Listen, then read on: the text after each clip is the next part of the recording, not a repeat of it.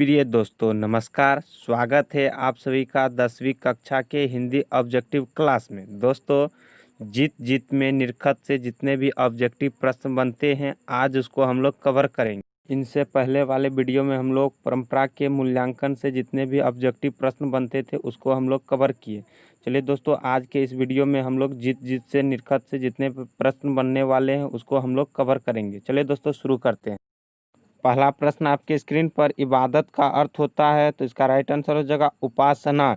दूसरा प्रश्न आपके स्क्रीन पर बिरजू महाराज का संबंध है, तो इसका राइट आंसर हो जाएगा कथक नृत्य से। तीसरा प्रश्न आपके स्क्रीन पर पंडित बिरजू महाराज का जन्म कब हुआ था, तो याद रखिएगा 4 फरवरी 1938 ईस्वी को। चौथा प्रश्न आपके स्क्रीन पर बिरजू महाराज की पहली शिष्य कौन थी, तो याद रखिएगा रसीम।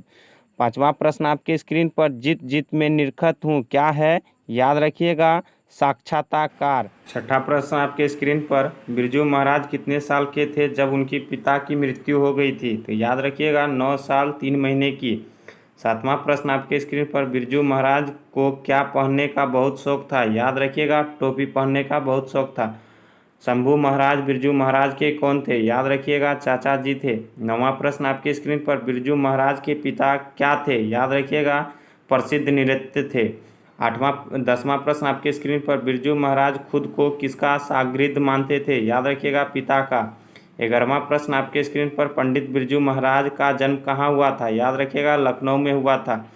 12वां प्रश्न पंडित बिरजू महाराज अपने पिता के साथ आखिरी प्रोग्राम कहाँ किए थे, याद रखिएगा मैनपुरी में। 13वां प्रश्न आपके स्क्रीन पर पंडित बिरजू महाराज के बहनों का जन्म कहाँ हुआ था, याद रखिएगा रामपुर में। 14वां प्रश्न आपके स्क्रीन पर पंडित बिरजू महाराज की गुरुवाइन कौन थी, याद रखिएगा उनकी माताजी थी।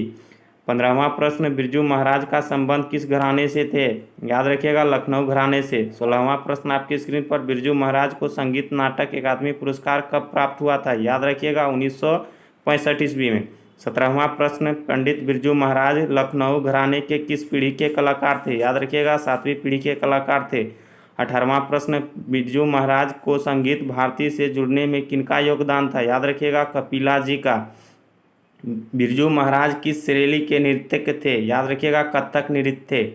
20वां प्रश्न आपकी स्क्रीन पर जब पंडित बिरजू महाराज को संगीत नाटक अकादमी अवार्ड मिला तब उनकी उम्र क्या थी, याद रखिएगा 27 साल की थी।